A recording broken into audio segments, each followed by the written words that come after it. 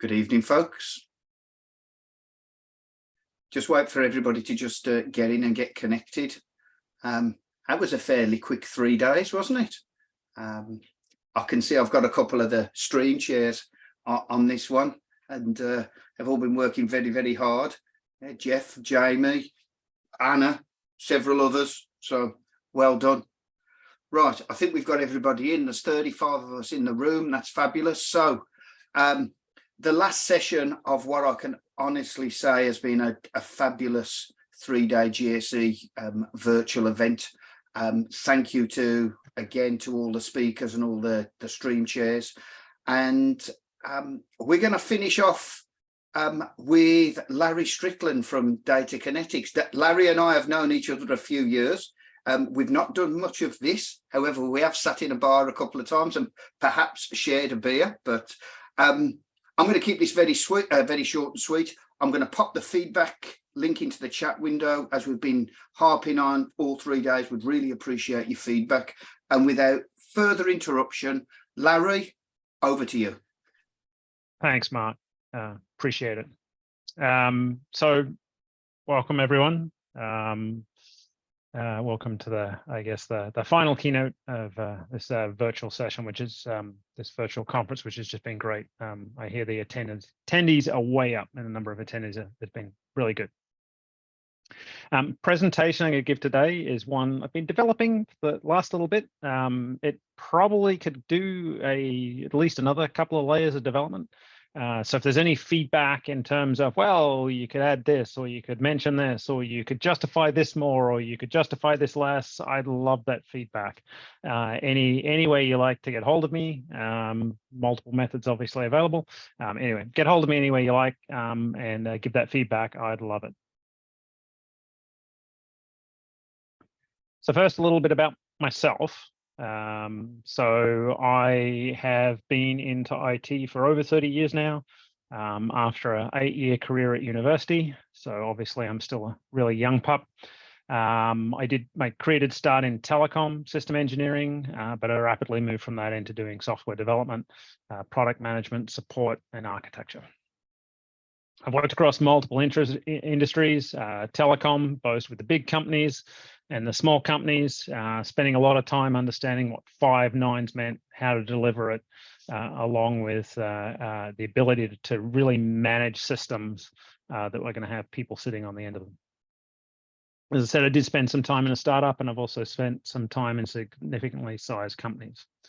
A lot of time in systems management, making repetitive tasks both easy to do, but also, more importantly, easy to observe.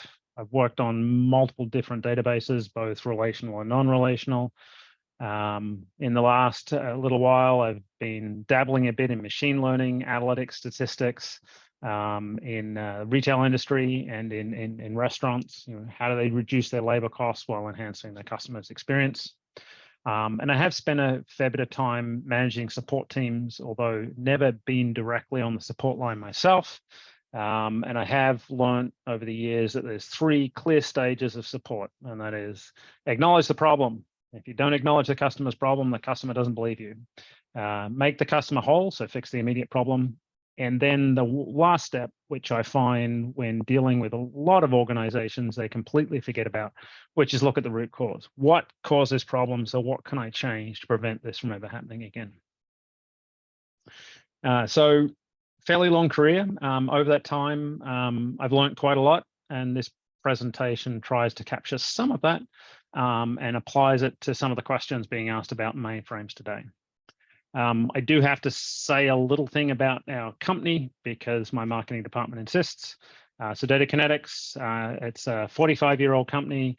It's been working with Fortune 500 companies and others, typically that have high transactional workloads in banking, credit card processing, and insurance. And our software helps them process billions of transactions a day, typically saving CPU cycles on every little tiny data retrieval. So that's it on the marketing front. Now to the topic of the day. What color is your grass? This is a phrase that I found I've come across many times in my career. Just because you're looking at something new that might be exciting, it is different, it doesn't necessarily mean it's going to be better. I remember this struck home to me first when I was with a startup. I think I was the one prior to experiencing this myself as a manager. I was the one kept on coming forward with bright ideas, new ideas that I obviously thought were greener on the other side. But anyway, this particular scenario struck home to me. I had our head web developer approach me. He was frustrated. He was frustrated because he considered the code that they'd already written to date was a little inefficient. And he kept on wanting to re-architect the system. He said, "We've got to re-architect it. We've got to re-architect it." And so asked a few questions about it. Okay, so the cost of re-architecting it was the equivalent of delivering 4 or 5 features. And I'll put everything in terms of features because that's an easy thing to maybe size things with. So 4 or 5 features was a lot because normally we get 4 to 8 features in a release. So we really were going to dedicate a release just to re-architecting the web infrastructure. So we're going to have a release with no new content on the website of our product. He wanted to move to Struts 2 because it would be so much better, and it would make future things easier. So I asked some key questions. I knew to ask. I'd wisely gone through this when we'd moved from Struts to JSP, from JSPs to Struts. So why was it better? Well, he said it was better because it was going to be quicker to develop new features. There'll be less coding, higher reuse, all good things. So, well, okay, how much faster? His estimate was 50% less effort to develop a new feature. So, oh, this is good. We'd get 8 to 16 features per release versus the 4 to 8 we're getting at the moment. So if would we give up a release? Yeah, it would be good because we'd actually earn it all back in the next release. So we scheduled this and we delivered it, and the next release came out and we only got 6 features. What? Why are we not getting more? Were they the wrong? The answer came back, they were the wrong features. There were now new problems. The new features needed a slightly different solution, which the new architecture hadn't anticipated. And as a result, it was no faster than the previous one. So what I learned out of this is the architect was very good at looking back at what he'd done in the past and saying, if I was to do it again, I would do it this way. It would be easy. He was less of an ability to look forward and say, okay, what are my future problems and how's the architecture going to help there? So the result was we didn't have a greener grass. We had maybe a different length of grass. We maybe had a slightly different texture of the grass, but we really had the same colored grass. So I remember that, and I've applied that multiple times since in my career.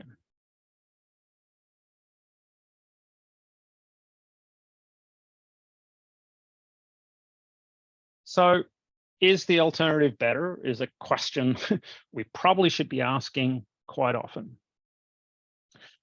These discussions can be very long and very hard. Everybody will see a change or a non-change from a different aspect, and you need to work out how you're going to discuss all through this, how you're going to work out what all the positives are, how you're going to work out what all the negatives are, and come up with the right decision to be made.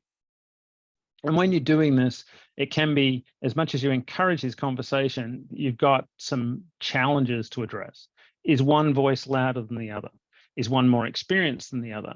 Are there other agendas at play? And we see this a lot in business. In the previous case, was it better or not? Maybe it was better. It didn't meet the initial objectives that we thought it would, but maybe it was better. It was a new architecture. It was better understood. It had evolved from the first. We went from Struts 1 to Struts 2. So yes, it had evolved. Was it better? Maybe. That particular test wasn't the right one. I think in the long run, so several years later, we did benefit from that change. But at the time, it didn't feel like a win. So the other thing I've noticed in this is humans are often very optimistic. they'll see the benefits of the new item, but they won't. So they'll see the benefits of that new item first and foremost. They will take a while before they see the negatives.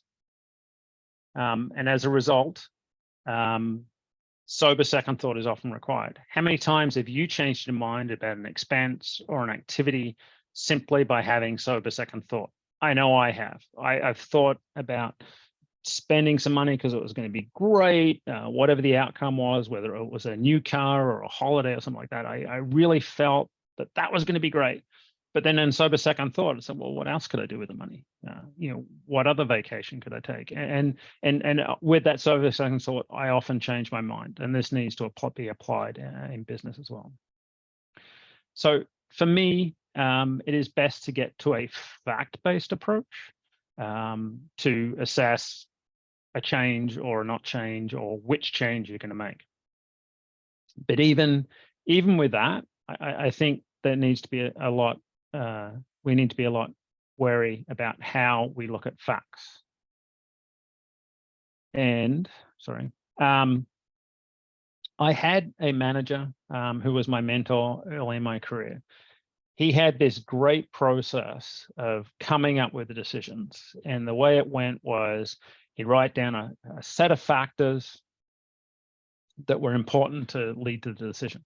And then he'd score each one of these. So if you got multiple different decisions, score each approach against the criteria. And then there would be a weight for each factor, and you'd multiply this out and you'd end up with a total. And the approach that had the highest number was obviously the best approach. This seemed great. I started applying it to everything I was doing with work at the time, and it really helped me out.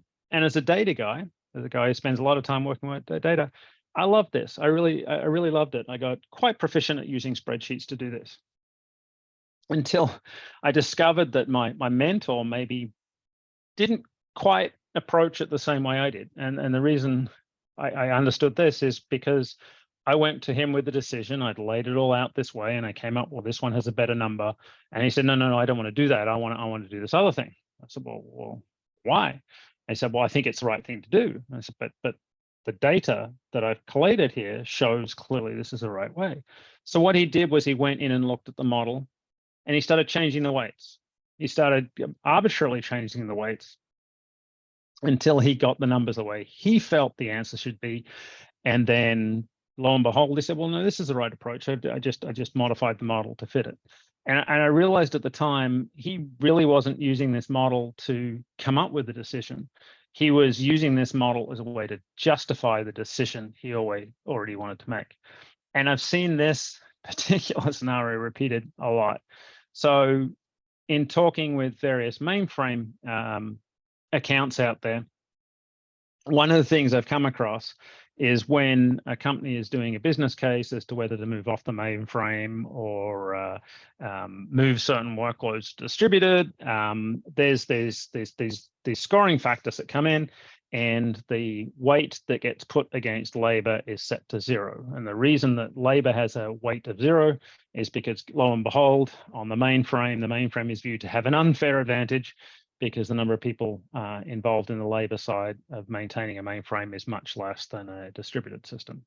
So again, modifying the model to get the answer you wanted to in the first place. Something I've seen a lot of, something to look out for.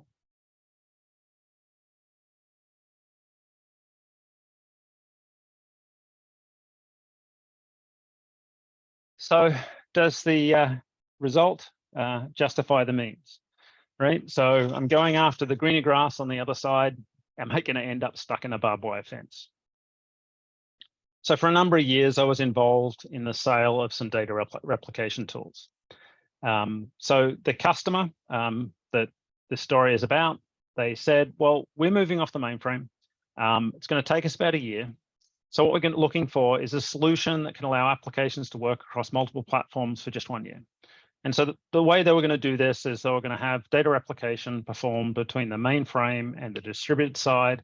And they just needed a tool that they were going to keep for 1 year to keep the two sides of the shop, the mainframe and the distributed side, in sync for that 1 year why they converted all their applications off the mainframe, and after a year, they were going to be completely done. Last time I checked in with that customer, which was 10 years later, they were still on that data replication solution. They're still going strong on the mainframe, and they had now actually been caught. They've been caught not only with the distributed and mainframe solutions, but they've been caught with this software that needed to replicate the data between them. Outcome might have been good. That actually might be a really good situation, but it certainly wasn't their intent. After a year or two, they certainly felt stuck in this barbed wire fence of needing to now maintain two systems and extra infrastructure simply to transfer data between them. So as a result, it is actually important to understand that full cost, right? Are you going to get all the way through that barbed wire fence, or is it just going to hurt for many years? So understanding that full cost of the journey, not just the endpoint, needs to be an important part of the decision-making. Like my web architect from my earlier story, getting there isn't going to be free. It takes time and dollars. It takes time and dollars without necessarily moving the yardstick forward. I've moved my applications from the mainframe to off the mainframe, but I haven't actually changed my applications. It's still the same application. So I've put in all this work and I haven't actually changed the end result. I've just changed where the end result is calculated.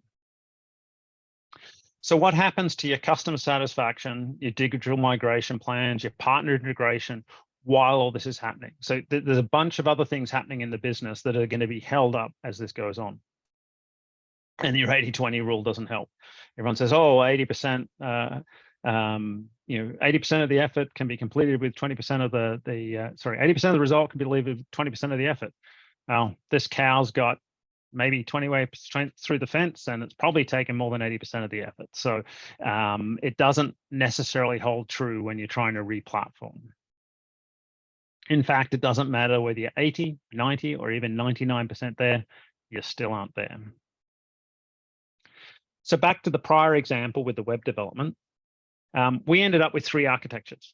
We ended up with JSP, Struts, and Struts 2, because whilst we re-architected, we weren't able to re-architect everything, and we got stuck.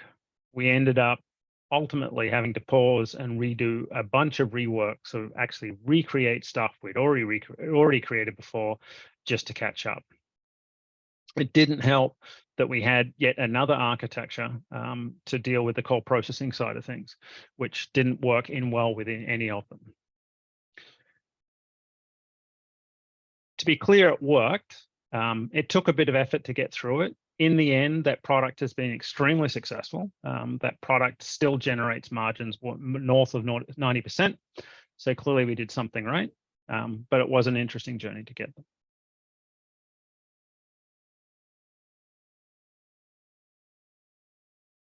So as I said, we do need to get the complete picture for that journey. So the first thing we need to together when we're looking at acquisition is the hardware, the software, and the cloud services. Seems straightforward. However, we need to multiply this by the fact that we need production systems, we need development systems, we need testing and QA, and we probably need disaster recovery. We need multiple of these systems. So our total cost of acquisition is starting to look at a number of material acquisitions to make our new picture start to form. We also need to consider the facilities: HVAC, storage, power, networks, space. We need to consider the time. How long is it going to take to do update refreshes? What was our growth or potentially decrease? Are we going to have any mergers and acquisitions going to impact this? What are our migrations and integrations with other systems going to look like, and when are they going to occur? The people. How are we going to get the people? How are we going to train the people? How are we going to support the people? And how are we going to have enough people that we can deal with vacations? Quite the challenge. When we look at all of this, this is the total cost of ownership. This is the total cost of putting everything in place we need to do to manage a new system or even an existing system. This is the total cost of that ownership. But there's still more to complete the picture. We need to look at business risks. So what's the risk of data loss? What's the risk to our reputation if something goes wrong or doesn't work well? What's our customer satisfaction? This could be related to response times. This could be related to how well we protect their data. This could be related to what sort of services we deliver them. So there are business risks associated with this. There's also business value. So what's our return on investment? What's our total payback? What's our time to market? Are there any SLAs in there that we could violate and as a result incur penalties? What's our customer retention? All of this needs to be part of it. And ultimately, that gives us our total business value assessment. So it's not just the total cost of ownership. It is actually the total value to the business. So what is our business value? Total cost of ownership is only being part of it. So when we're looking at these things, we need to look at far more than potentially one particular part, which is often an error that's made.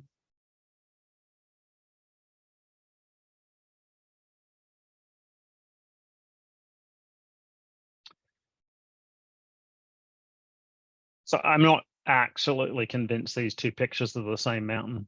I think they are, but I'm not absolutely convinced. Anyway, there are different ways to climb a mountain. So there are many ways to get to the destination. Some are hard, some are easy. Often when we're faced with a business challenge, there's a pressure to find a route.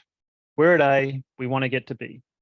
Management wants to second you to find a quick way to B and then get there. That's what they want. So often there will be more than one path and you have to take time to explore those paths. Often there's pressure that once you've found a path, or there's a path, take it. Within my teams, I've actually encouraged conversation around a two-phase approach. So the first phase is find a path from A to B.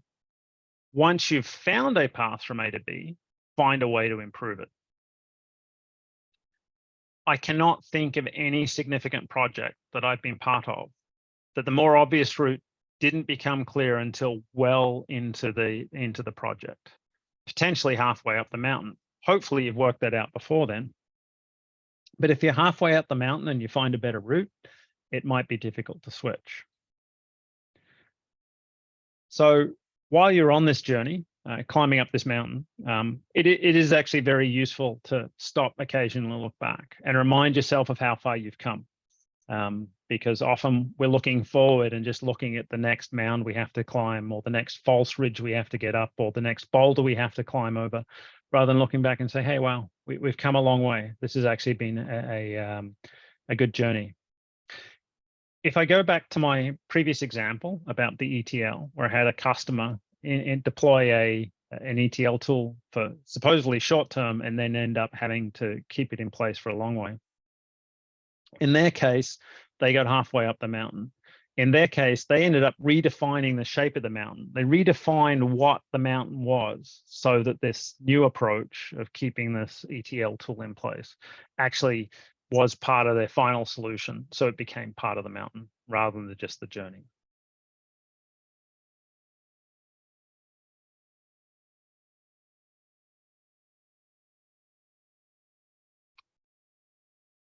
Another thing I've learned along the way is often people can have what I call a singular view. They're looking at one aspect and one aspect only, and that completely leads their decision making, and they forget about everything else that's around it. So this was, I'm going to describe a conversation I had with this customer. Their statement was, I need to reduce my mainframe costs. Okay, sounds like a good objective. Why do you need to reduce your mainframe costs? Because it represents 30% of his budget. Okay, it's 30% of your budget. That is a lot. Reducing it might be a good thing. But I explored a little further and I said, so how many products do you have in market? And how many are supported by the mainframe? He said, well, we have 4 products in market. 2 are supported by the mainframe. Okay, sounds good. So that's 50% of your products are supported by the mainframe, and it's 30% of your budget. That doesn't sound horrible. So I explored a little deeper. Well, what do those products mean to you? Like, what is it in terms of value? And the answer was, well, 70% of their revenue comes from those 2 products. okay, so you're telling me you want to reduce the 30% that is being used to suspend 70% of your revenue, and you're not looking at the 70% of your spend that's supporting 30% of your revenue. And he said, yeah, that's it. Because when I get my bill, it looks like this picture. In the last column there, vendor I, guess what vendor I is, stood up like a sore thumb. Even though the value it was supporting was far higher, it was simply because that was the biggest expense he needed to reduce it. So that there wasn't, the singular view was on the expense. It wasn't actually looking at the value it was bringing to the customer, the company. And this is a recurring theme, particularly when individual technology items have particularly big price tags associated with them.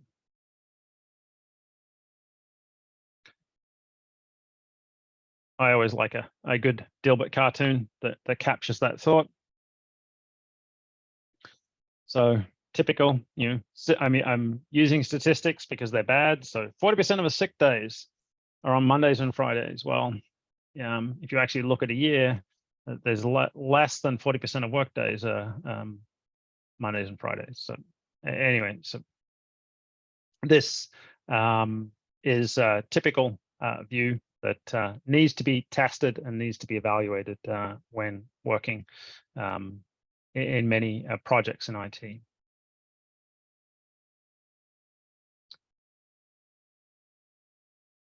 Another thing I've learned along the way, and every executive at Datakinetics will be able to tell you that they've learned this as well, thanks to me, is there's this word that proves that somebody doesn't understand when they use the word just.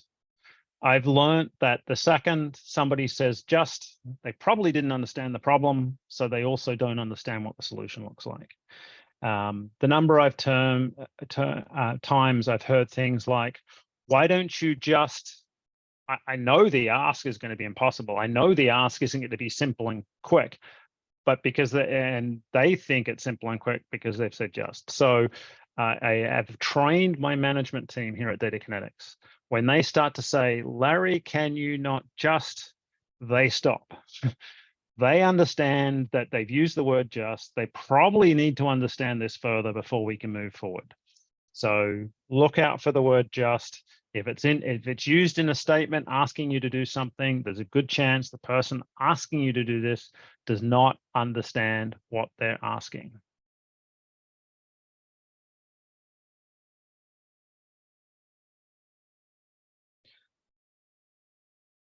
So given that as a background, what can you do to make your grass greener? So if I have a lawn that doesn't look very green, there are a number of things I could do. I can fertilize it, I can overseed it, I can water, I can weed it. All of these things would turn it green. I could also get out a can of spray paint and spray it. Might work for a short period of time, probably won't work for very long when the grass looks completely dead and turns to dust. But there are definitely things I can do to make my grass greener. Or in the mainframe world, there are things I can do to look my mainframe greener, or potentially whatever my technology system is, there's potentially things I can do to make it look greener, to make it more valuable and less likely for the grass on the other side of the proverbial fence looking greener as well.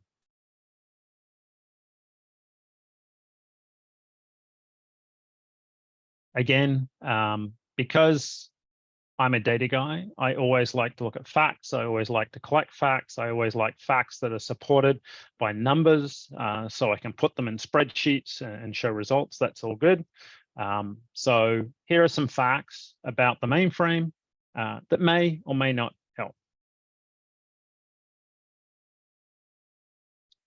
So the first is their high volume of use. Mainframes are used by 71% of the global Fortune 500 companies. In the US, it's 90% of their Fortune 500.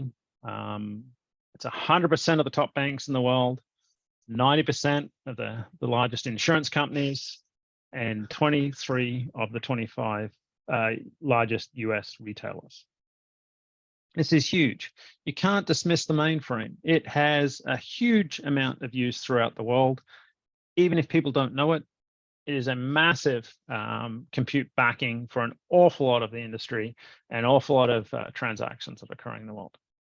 So mainframes run 68% of the world's transactions on 6% of the IT spend. It's a nice number. I wish I knew the full details of how they came up with that, but that has been reported in a number of different ways. So I've heard it 68% of the world's transactions or 6% of the IT spend. I've seen another report that read 70% of the world's transactions run on 10% of the IT spend, which means there's 2% that runs on 4% of the spend. So that's not good. But anyway, the numbers are good, right? In that a huge portion of the world's transactions are running on the mainframe, and actually the amount of money spent on those same mainframes is actually not a huge amount.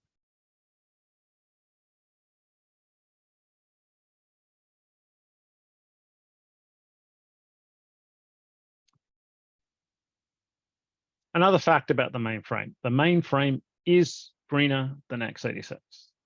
So mainframes use 50% less power for the same workload compared to an x86.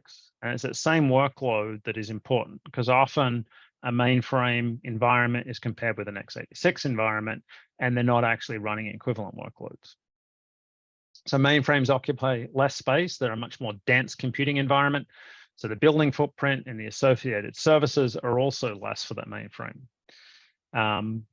Mainframes often run at close to 100% capacity. The x86 rarely can run at anywhere near that level of capacity.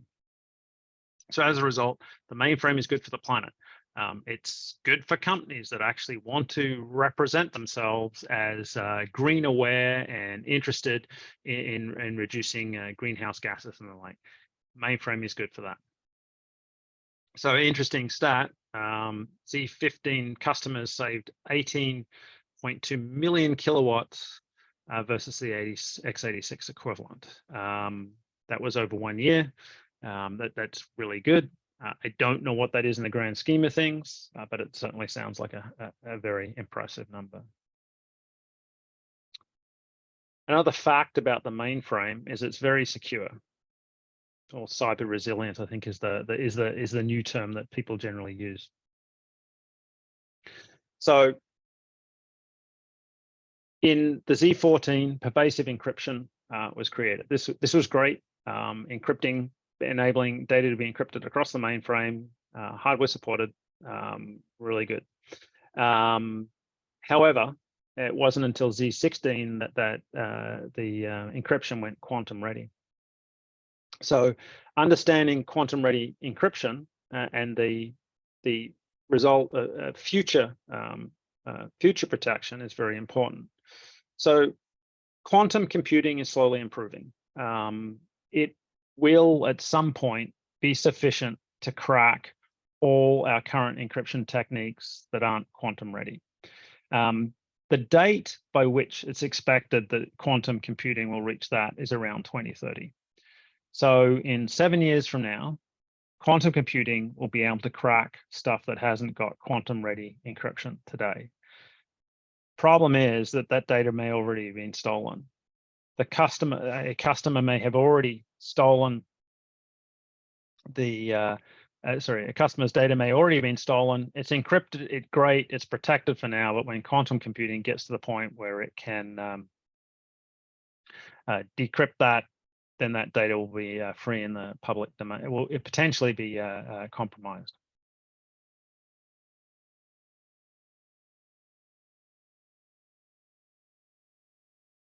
The other thing that was added with Z16 was a secure bootload, so that when the computer is coming up, when it's in its bootable phase, when it's potentially at its most vulnerable for attack, it's actually more secure and less likely to be attacked. The other thing, I'll get back to this in a moment. Sorry, I have a bad habit of trying to tell my stories ahead of time. So the mainframe is also very resilient. I spent a fair bit of time in telecom. And in telecom, they always talk about 5 nines, which is 99.999% uptime or availability. This is not easy to achieve. It is very hard. The equation up there shows you how to calculate it. So to improve by a 9 means an order of magnitude, so a factor of 10, change in either the mean time to repair, MTCR, or the mean time between failure, MTBF. That order of magnitude takes an awful lot of effort. Going from 3 nines to 4 nines is a huge amount of effort, and that's one order of magnitude. To go from 4 nines to 5 nines is another order of magnitude, and it takes even more effort. You starting to get diminishing returns. The amount of outage you can tolerate is just so small, and the length of time you want between those outages is just getting so long, it becomes very difficult. So I don't think anyone will argue me when I suggest that mainframe is one of the most resilient platforms. It has multiple mechanisms to allow for program and or component failure without major impacts on the overall machine. This all helps to improve that mean time between failures. IBM more recently has made an option available to increase the machine capacity during that recovery phase, which would reduce the mean time to repair, which also improves that metric. So outside of this is data sharing, disaster recovery, and automation that allows the mainframe to have multiple recovery options, driving up its availability. And cyber resiliency, which was my previous chart, also plays into this too. One of the most common reasons for a system outage last year was in fact security breaches. So if we can make the infrastructure more secure, we're actually deferring outages as a result of security incidents. So again, another plus for the mainframe. It's resiliency from a cybersecurity point of view actually helps its availability overall.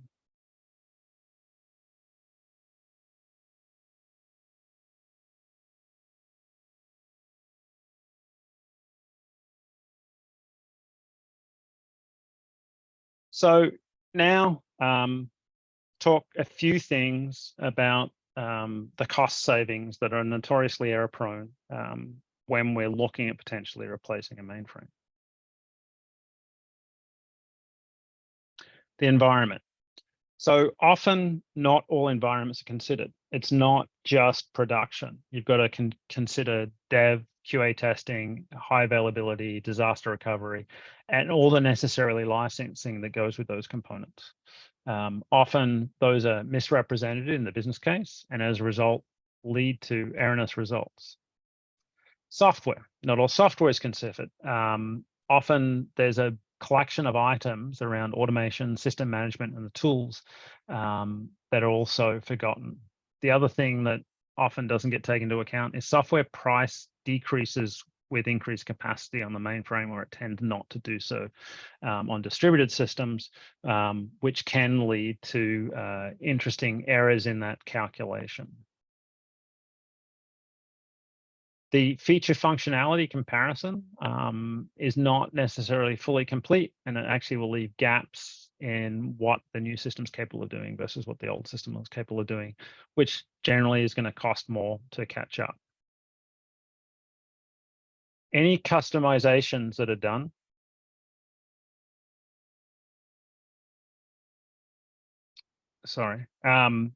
any customizations that were done on the platform now need to be redone on the new platform. And often we don't even know what those customizations are, such as security exits would be another one example. And so recreating those on the new system can be difficult, and they're often not discovered for a period of time.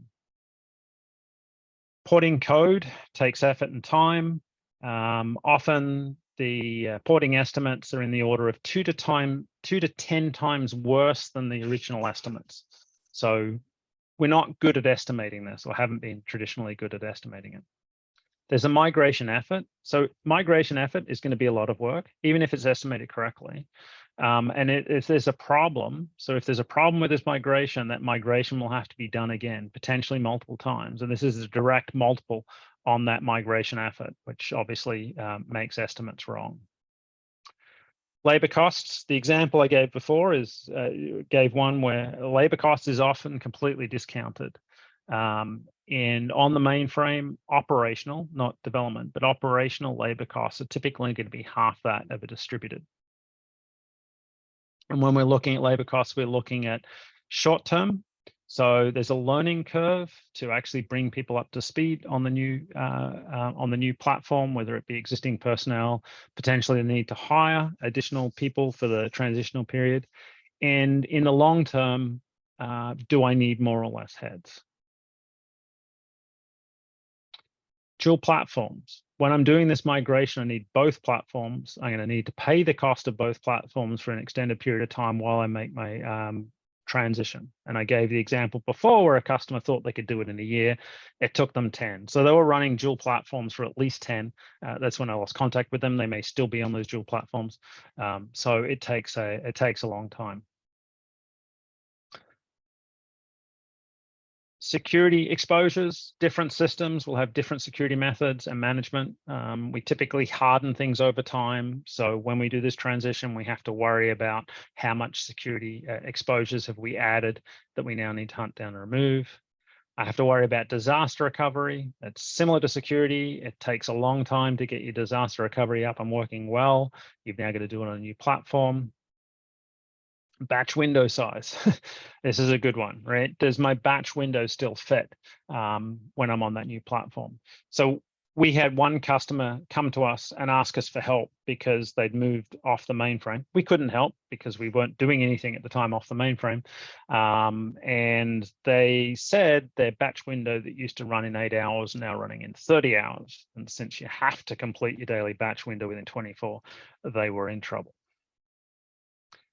Extract, transform, load. It takes time, it costs money. Applications may need to deal with this less than ideal data freshness because of the time it takes to get the data to the new platform. Coupling size or the coupling facility. There isn't another system with a capacity as large as the mainframe in terms of the coupling facilities. There are other approaches to achieve the same end, but this often requires a redesign of applications at a fundamental level, which can then drive up the cost. So again, another DealBook cartoon. So 99% of migrations projects run over budget, over time, and exceed scope due to unforeseen requirements when moving to a new different server environment. So normally, we're looking at something at least 3 times the original estimate. So remember my customer who had ETL for more than 10 years, they went by a factor of 10. So when we're looking at over budget projects, we're looking normally in the range of 2 to 10 times the starting project estimate.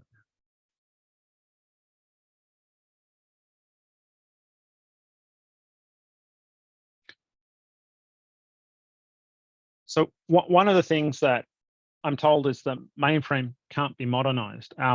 I disagree. It can be modernized. There's a number of capabilities directly on the platform that help with modernization.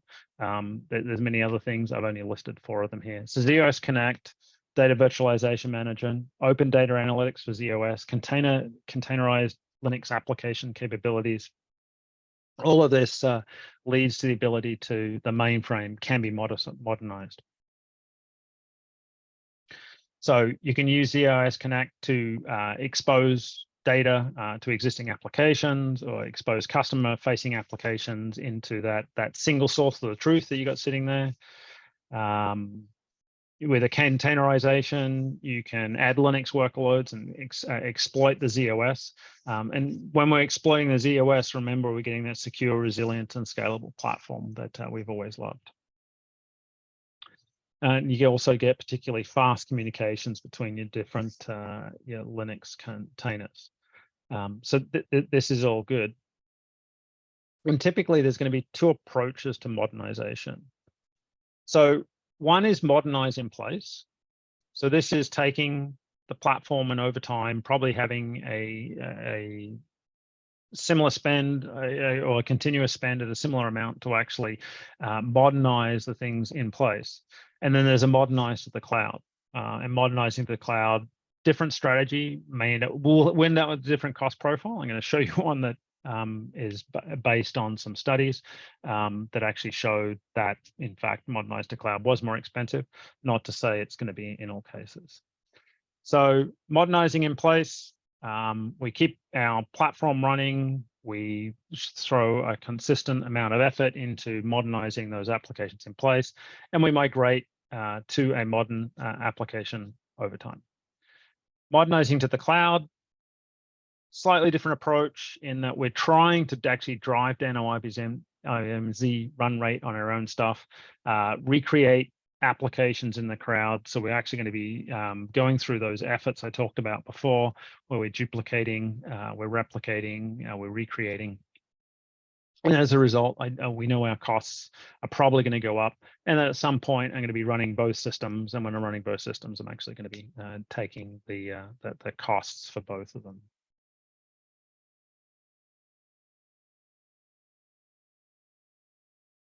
Lastly, portable workloads. So historically, portable workloads has not been a strong point on z/OS, but this is becoming far more possible, largely with containerization, allows porting the workloads. And remembering that the z/OS, the Z environment is one of the most dense computing environments. The opportunity to put multiple containers on it is very good. It's very strong. And with those portable loads, we can start moving stuff around. It becomes that much easier to justify this platform as not only what we've had in the past, what we should have today, but also what we should have in the future. And that really is it for me today. And I would ask you all a question: what color is your grass, and which side of that fence are you sitting on?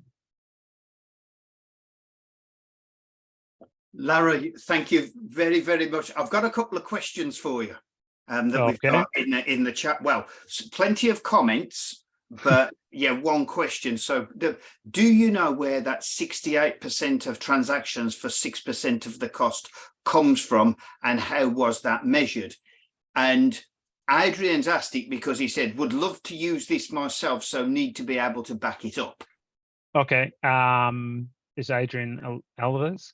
Yes. I'll have to dig it up. I have to go back in my notes. I'm not in my office at the moment. I'm at home due to illness and staying away, keeping germs away. So I will dig that up and I can pass it on. As I said, I did find two reports. One said 68 of 6 and the other one said 70 of 10. So anyways. Yeah. If you can get that to me, I can pass it on to Adrian. And there are some comments from others here about why is the voice expounding mainframe savings and greener credentials completely lost in the shout for cloud computing. So I'll add a little tale that I've got a client who had only a small mainframe. I'm going to use old language, 110 MIPS of mainframe processing power. They were getting off it. That was 10 years ago. They've now got the alternative solution with the new applications on and still got the mainframe that's now at 150 MIPS because the mainframe's growing when they were trying to get off it. It's a crazy world. But I think you're very much preaching to the converted here. But there's some really good messages here, Larry. Really good messages. Well, I'm hoping people can use it internally in arguments because these arguments come up all the time. So yeah.